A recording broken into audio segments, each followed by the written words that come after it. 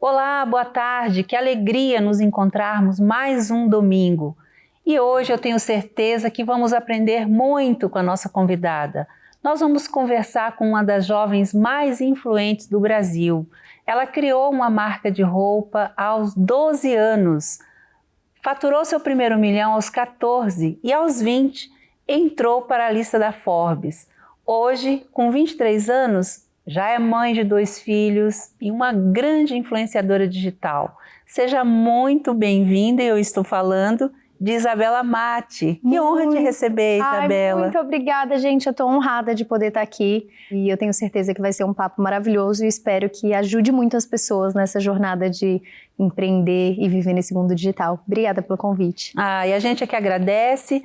Eu te falava que a gente tem aqui um público, vamos dizer assim, mais feminino e que com certeza sua história, tudo que você vai falar aqui vai ajudar muito. Quem está começando a empreender, quem já está empreendendo, quem precisa saber como se posicionar e crescer suas vendas ali no digital.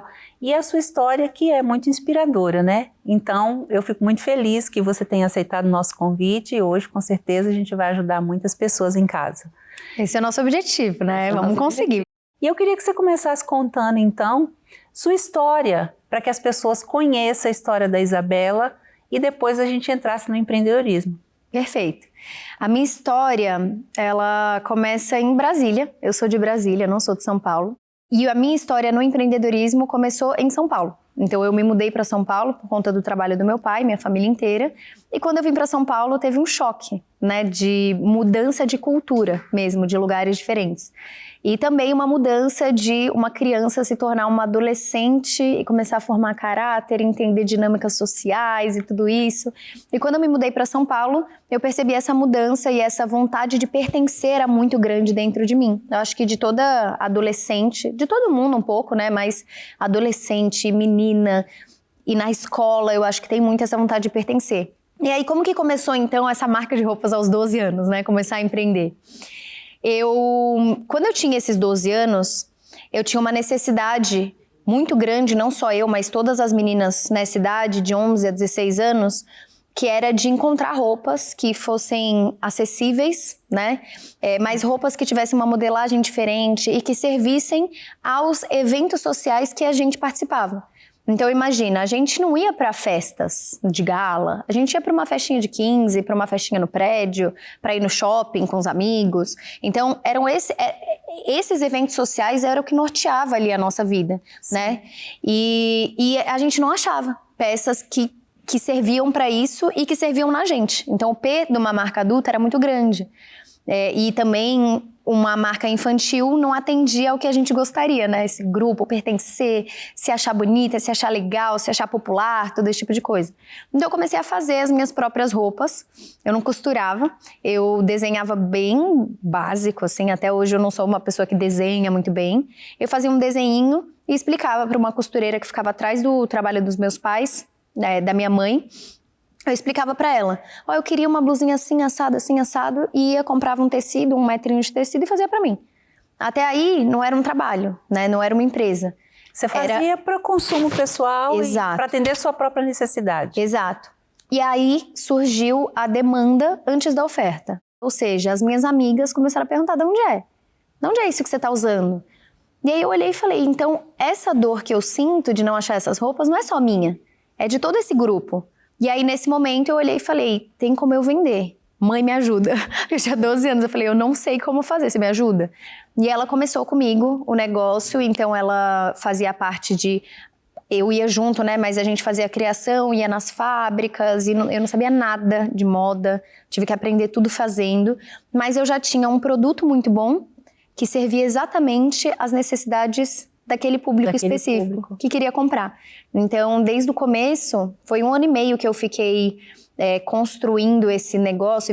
Eu vendia em casa ou na escola as roupinhas ali, eu não tinha nem sacola, não tinha coisas chiques assim. Sim. Mas foi 1 ano e meio construindo até lançar o e-commerce. E aí, resumindo o resto da história, que depois a gente explora, esse e-commerce teve um sucesso muito grande logo no primeiro ano e... Nesse ano faz 12 anos de empresa e 10 anos de e-commerce. Gente, Então era muito no começo, quando as pessoas ainda não tinham nem esse comportamento de comprar pela internet, né? Não, inclusive era difícil, eu tinha que ensinar as minhas clientes a comprar. E aí eu acabei trabalhando como influenciadora digital. Há 2 anos e meio eu entrei no mercado de educação, então eu comecei a ensinar pessoas o que eu já estava fazendo há 8 anos e agora há 10, né? Sim. 12. Aí eu comecei a ensinar outras mulheres e... Se tornou mentora. Mentora, e aí e eu me formei, né, na área de mídias sociais, então esse mundo digital. E hoje eu faço uma pós-graduação em filosofia, então eu faço um monte de coisa ao mesmo tempo, mas eu sinto que o meu propósito é ajudar as mulheres a terem independência em todas as áreas da vida dela através do empreendedorismo. E aí tem várias frentes que a gente atua para poder tornar esse propósito realidade. Isso é muito bacana. Eu queria que você falasse um pouquinho como é que você enxerga hoje você e a menina que começou com 12 anos, né? Hoje, assim, o que você poderia dizer, olhando para as meninas de 12, o quanto valeu a pena tudo isso, essa trajetória? É muito interessante pensar isso, né? O que eu falaria para a Isabela de 12 anos? A Isabela de 12, até a Isabela que entrou na faculdade, ali com 17, 16, ela sofreu muito bullying, muitas questões assim, de insegurança. Eu acho que a mulher também, a gente tem muita pressão, né, colocada sobre nós, então distúrbios alimentares, várias coisas que eu passei na adolescência, e eu queria muito ter dado uma força para ela e falado que vai ficar tudo bem, não se cobra tanto, você tá indo bem, você tá fazendo as coisas bem, e agradecer ela por não ter desistido, apesar das dificuldades que essa Isabela passou e que construiu essa Isabela que está aqui hoje. Eu acho que cada dificuldade foi me tornando mais forte e mais empática com pessoas que também passaram por coisas parecidas, desde, enfim, dificuldades às vezes psíquicas, né, que a gente passa. Sim.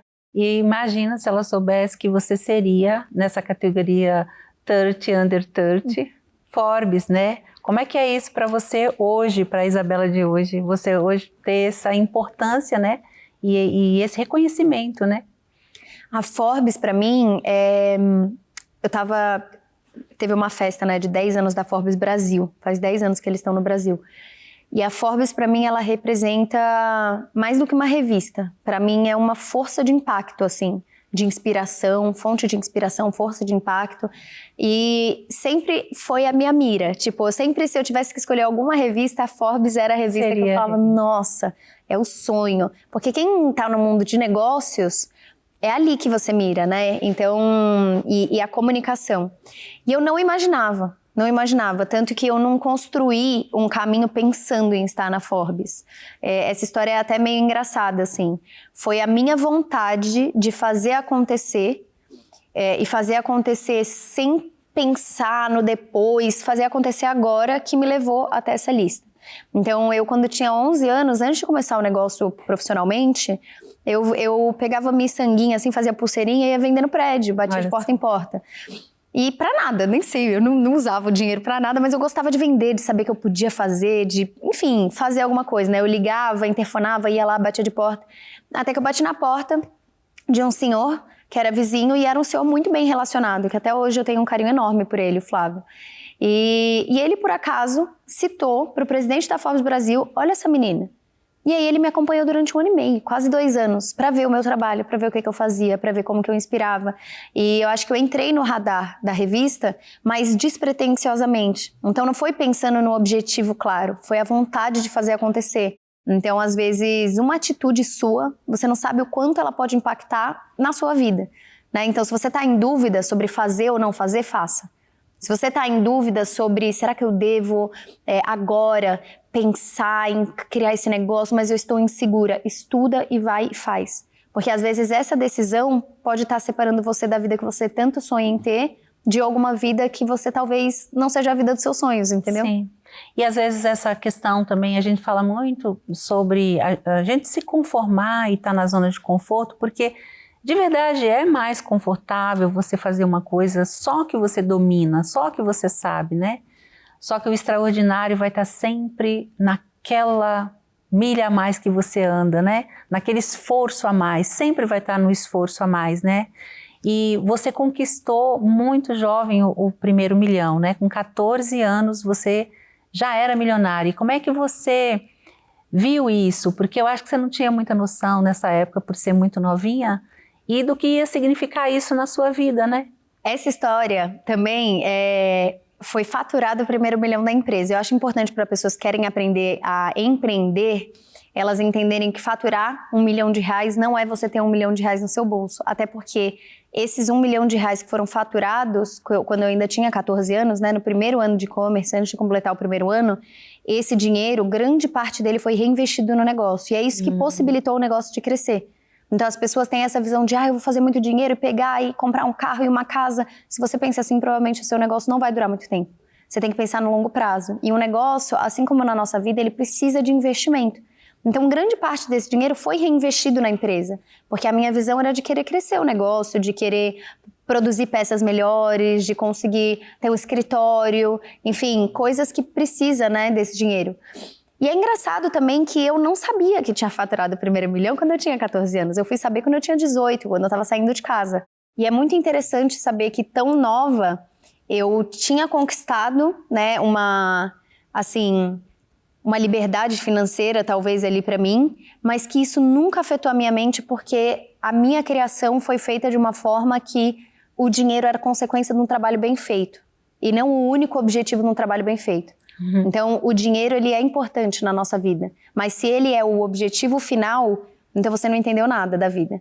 Então, a minha empresa, na verdade, a minha marca de roupas, ela só cresceu no boca a boca.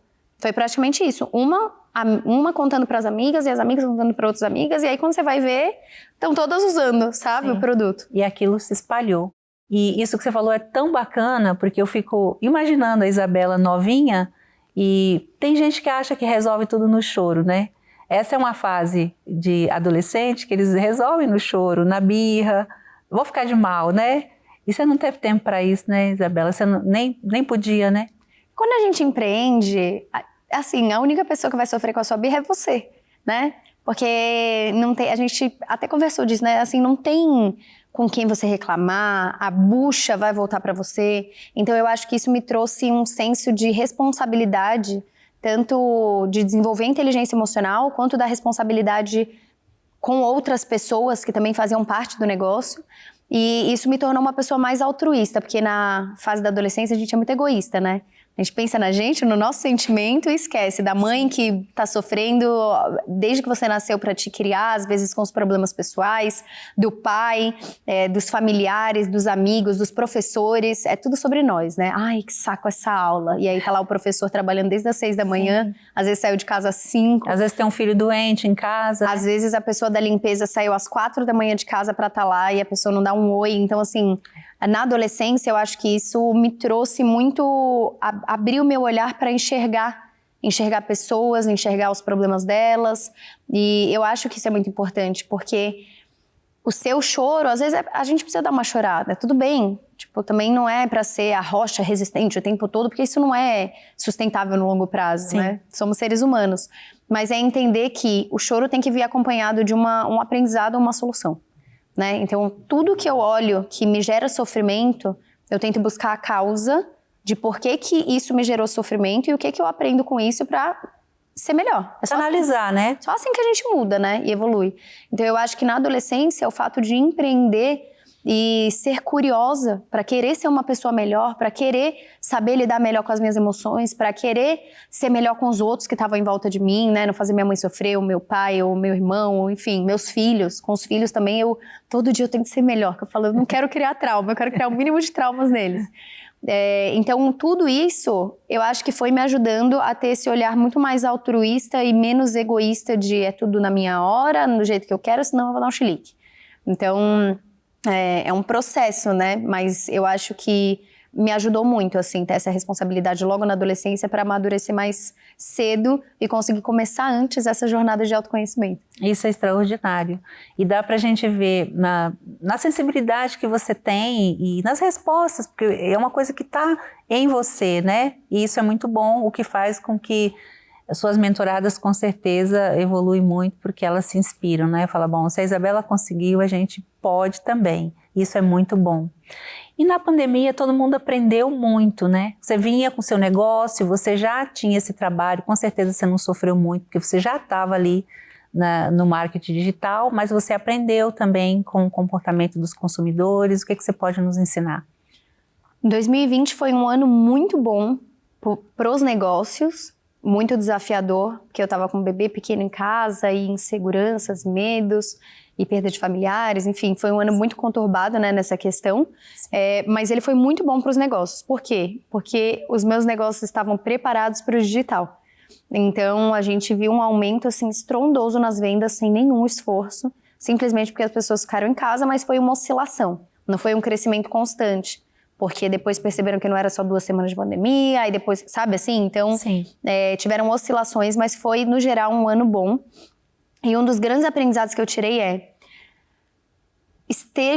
tente antecipar o que pode acontecer, esteja antenado nas questões sociais, nos contextos sociais do mundo, porque tudo isso, você acha que não vai impactar você, mas vai impactar você e quem está em volta de você. Então, assim, tem gente que está muito presa só naquilo que ela faz, e não olha notícia, não olha o mundo, não olha o que especialistas estão falando, não olha com um olhar de observador para o mercado.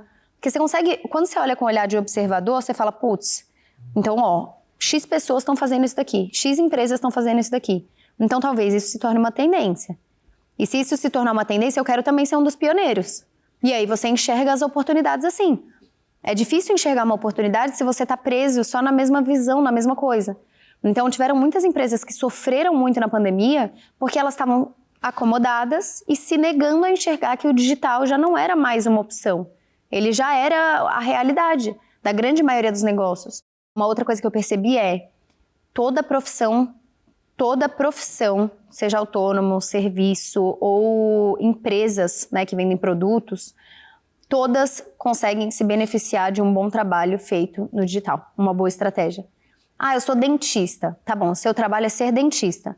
Mas se você utilizar a rede social a seu favor, você consegue amplificar a sua voz. Você consegue deixar a sua consulta mais cara, você consegue lotar a sua agenda, você consegue acelerar o seu sucesso profissional na área que você escolheu. Então, diferente das pessoas que falam, não, todos têm que ser influenciadores. Não, você tem que amplificar um trabalho que você já faz. Olha que pensamento diferenciado.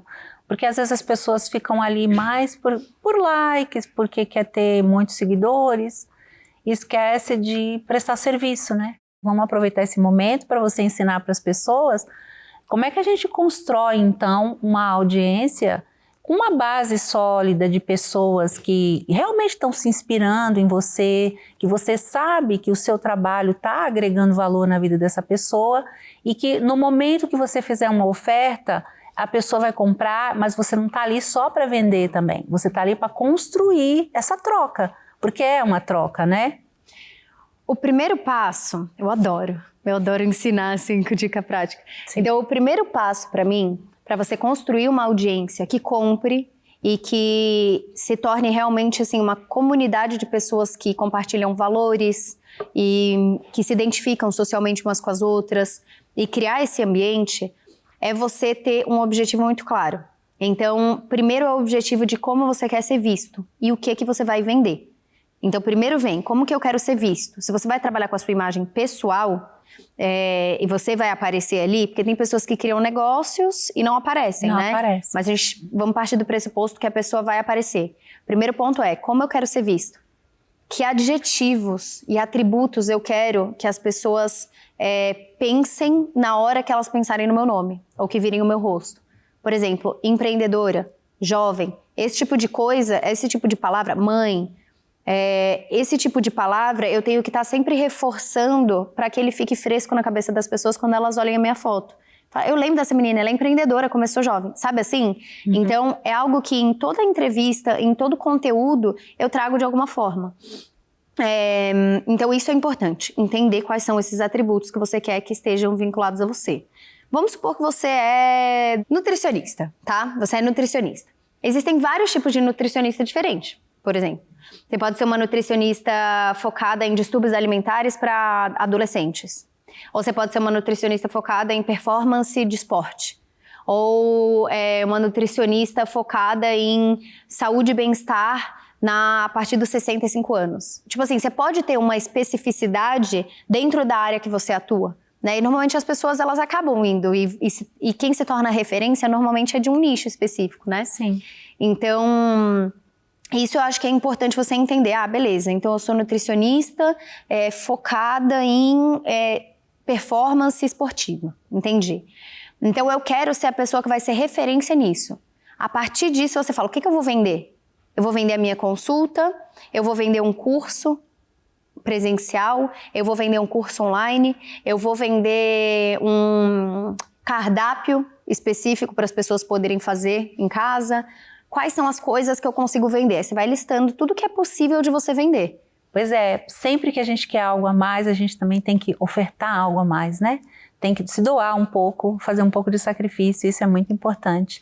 Eu queria também que você desse uma dica para os empreendedores das estratégias que a gente pode ter, pelo menos 3 dicas, como vender mais, né, no marketing digital. Eu acho muito interessante que o marketing digital, ele está se desenvolvendo, né, como um mercado mais sólido, que tem, enfim, novas profissões que estão surgindo, como a de copywriter, então, que é a escrita persuasiva, tem várias questões que estão surgindo. Eu vou dar 3 dicas que eu acho, vivendo na prática e olhando de dentro, eu acho que isso é mais proveitoso. E se eu der 4 aí, vocês fingem que foram 3, tá? Não, pode ser. Eu falei 3 para não abusar, né? Tá, mas que é mais proveitoso do que falar apenas assim, por exemplo, aprenda a escrita persuasiva. Isso eu acho importante por quê? Porque existe sim uma forma melhor de você falar a mesma coisa. Então, existe uma melhor forma de você apresentar o seu produto.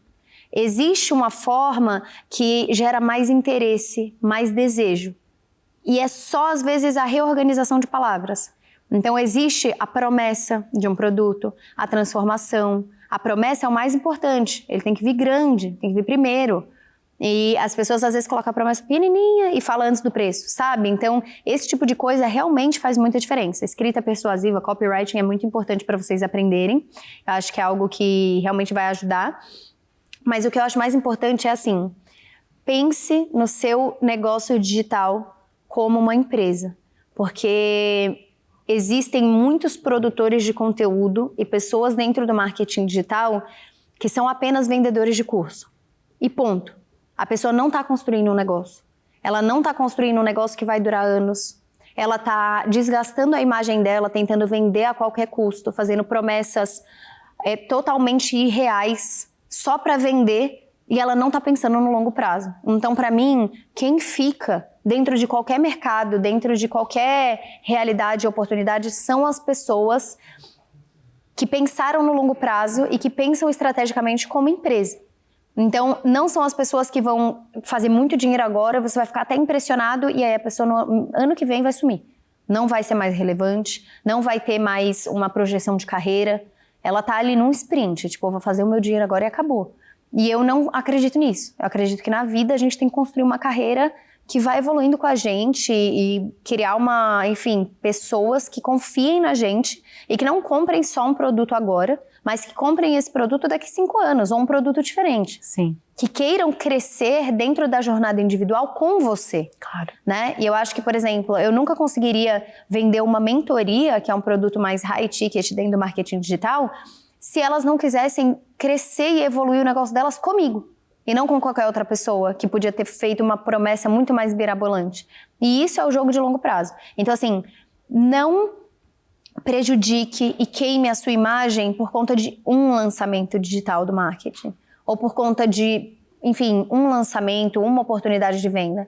Porque a sua imagem, ela tem a chance de ser muito mais perpetuada do que um tiro, entendeu? Um tiro certo. Sim. Então, cuidado com o que você fala, da forma como você se posiciona. Na internet é muito cruel, você não pode mudar de opinião. Então, lidar com isso requer uma maturidade, uma responsabilidade de falar o que eu vou falar. Porque talvez eu não tenha como me explicar depois. Talvez só vão publicar essa partezinha que eu falei uma coisa e a minha retratação não. Ou o contexto total não vai aparecer. Então, cuidado em como você se posiciona, porque a sua imagem conta muito. E a imagem forte vende mais. E tudo isso que você falou resume uma coisa, desde o começo. A gente não pode também trabalhar pensando só no lucro. E isso é já é uma verdade no mundo, né? Toda vez que você trabalha gerando valor para as pessoas, o retorno vem, inclusive, em forma financeira, né? Mas antes você quis de verdade entregar algo de valor. Aqui nós vendemos solidariedade, ou seja, todas as pessoas que vêm aqui no programa ou que se relacionam com a gente lá no Instituto Ressoar, nós trabalhamos com projetos sociais, ou seja, nós não vendemos produtos, vamos dizer assim, mas vendemos o nosso trabalho, que é em forma de transformar a vida das pessoas com as ações que a gente tem. Mas assim, como a gente posicionaria então essa imagem de que as pessoas poderiam participar, poderiam ajudar também? E claro, nós não vamos vender. Eu acho que é uma dica boa aqui, para nós não, mas para as mais de 800 mil ONGs, né, institutos que nos assistem muito aqui. Maravilhoso. Primeiro, parabéns pelo trabalho. Eu fico muito fascinada por pessoas que dedicam a vida mesmo a ajudar outras pessoas. Eu acho que é isso, essa solidariedade, esse altruísmo que faz a gente continuar como grupo, né, como comunidade, como pessoas. Sim. Então eu acho muito legal. Porque quando eu fazia trabalho social no hospital de paralisia cerebral, foram alguns anos, e fazia muita diferença. Quando mostrava o trabalho, quando mostrava como era ali dentro de verdade, quando mostrava o carinho que os enfermeiros tinham e um hospital que vivia de ONG, né, vivia de doações, por exemplo, as doações aumentavam. Quando colocava um prisão de leite em pó e alguém doava. Então, assim, faz muita diferença quando você mostra o bem que você faz. Então, por que a gente pode mostrar tudo de ruim que acontece e o que é de bom você deixa escondido? É como se o ruim fosse vangloriado e o bom é uma vergonha. Não é. Né? Então, isso eu acho que as pessoas têm que mudar na cabeça delas de uma vez por todas. Ah, mas fulano fez pra querer aparecer, mas pelo menos ele fez o bem.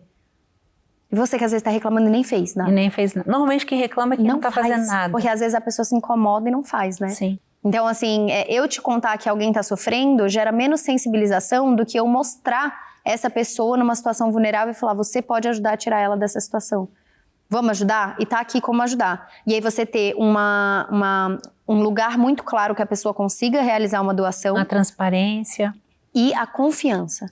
Então, quando você confia numa ONG, que o trabalho dela é um trabalho sério, que é um trabalho que o dinheiro é realmente revertido para ajudar as pessoas, para essa ONG ficar de pé, que as pessoas têm amor por aquilo que elas fazem. Quando isso é transparecido através do conteúdo, então mostrar, por exemplo, uma coisa que eu vejo através deles e que eu acho que funciona muito em todo projeto social traz a história, sensibiliza a pessoa, coloca a doação com uma meta muito clara de doação, e explicita por que é essa meta. 100 mil reais para construir a casa e isso e aquilo.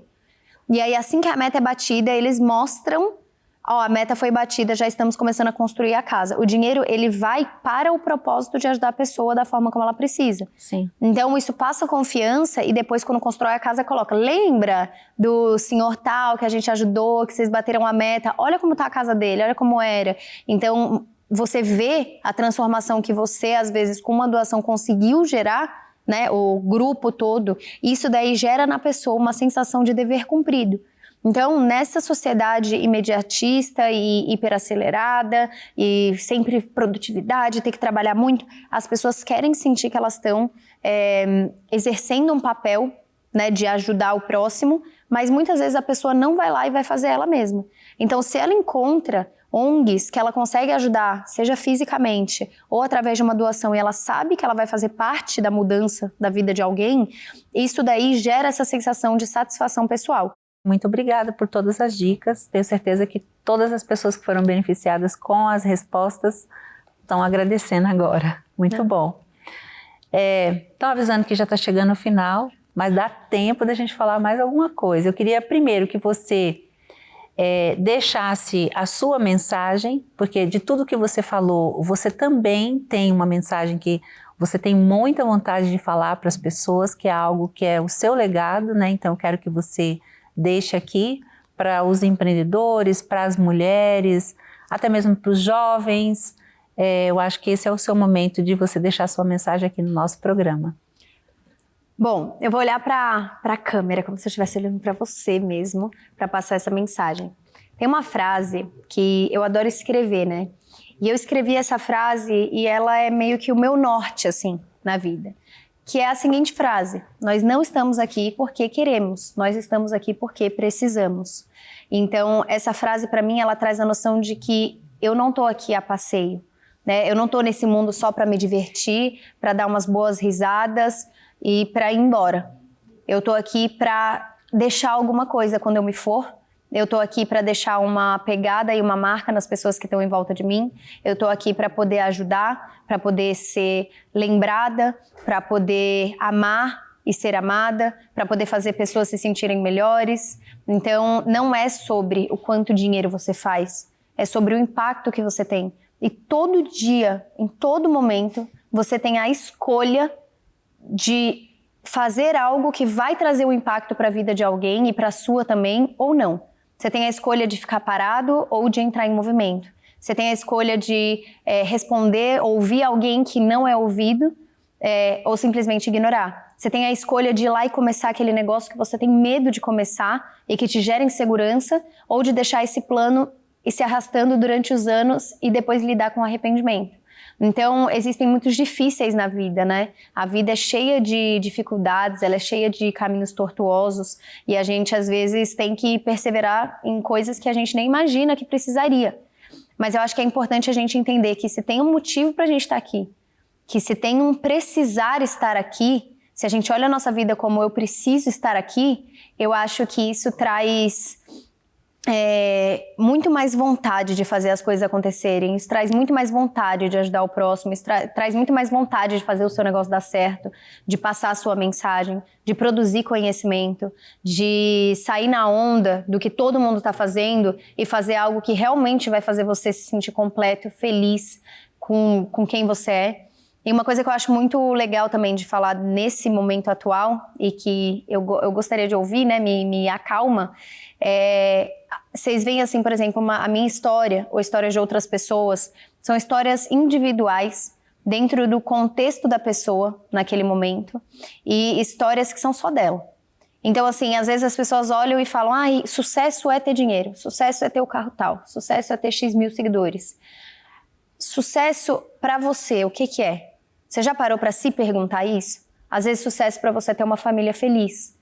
É você ter um matrimônio que vai durar muitos anos, é você ter filhos que te amem e tenham orgulho de você. Às vezes, sucesso para você são outras coisas. Então, eu só queria te dar esse acalento de que você deve buscar o seu sucesso, as suas prioridades e sair um pouco do automático, de que na vida a gente tem que ter propósitos e querer ter um impacto e fazer coisas, porque o maior medo que a gente tem que ter é de perder a vontade de viver, né? Essa vontade de ir atrás, de viver. Sim. E, por último, esse empurrão para você fazer aquilo que você está deixando ali na gaveta há tanto tempo. Seja começar uma empresa, seja ler um livro, seja escrever alguma coisa. Não deixa para depois, faz agora. Eu acho que essa é uma mensagem bem cheia, mas são coisas que eu gostaria de ouvir se eu estivesse do outro lado. Então eu espero que vocês gostem. E muito obrigada pelo convite. A gente aqui agradece, maravilhoso tudo que você falou. Eu queria que você falasse então dos seus contatos, como é que as pessoas te encontram, o que você está fazendo agora, se tem mentoria aberta. Eu acho que é bacana você fazer esse convite também, porque deixou água na boca, né? Agora todo mundo também quer saber. Maravilhosa. Bom, você me encontra em praticamente toda a rede social Isabela Mate, que nem o chá, Isabela com L só. Então, sei lá, Instagram, TikTok, YouTube, enfim, você me encontra através disso. Hoje em dia eu tenho a minha marca de roupas, que chama Isabela Mate, é o meu nome, e tem peças lindas, são mulheres que estão vendo, porque é maravilhoso. E eu não tô com a mentoria aberta, mas eu tô construindo alguns produtos que são para pessoas que estão começando a empreender, seja em e-commerce, em serviço. Então eu estou desenvolvendo produtos diferentes para fases diferentes do empreendedorismo, que eu acho que não é um produto só, né? Quando a gente está empreendendo, às vezes a gente está no comecinho, a gente precisa do beabá, né, do básico para colocar uma empresa no ar, e às vezes em outro momento a gente precisa saber como contratar, às vezes em outro momento a gente vai precisar saber produzir o melhor conteúdo para as pessoas quererem comprar um produto mais caro. Então, eu estou desenvolvendo alguns produtos focados em empreendedorismo para essas fases diferentes. Sim. Mas se você acompanhar na rede social, principalmente no Instagram, você vai saber quando isso sair, que provavelmente vai ser agora em janeiro. Muito bom. E é isso. Muito obrigada pelo convite. Obrigada a todos vocês, gente, que fizeram acontecer o programa também. É muita gente aqui atrás, né? Nem imaginam. Sim. É muita gente que está fazendo acontecer. Obrigada também pelo convite, foi maravilhoso. Você conduziu lindamente e fiquei muito feliz e muito honrada de poder falar e poder estar aqui hoje. A gente ficou muito feliz com a sua vinda, você nos ensinou muito e eu que te agradeço, tá? Muito, muito bom mesmo. Queria dizer para vocês aí de casa quanto que a gente aprendeu aqui e você também vamos colocar em prática para não ficar só aprendendo e guardando essas informações sem colocar em prática, porque com certeza o resultado vem. Obrigada, viu, por sua audiência. Siga a Isabela, siga o programa Ressoar, me siga também. Um grande abraço e até o próximo domingo.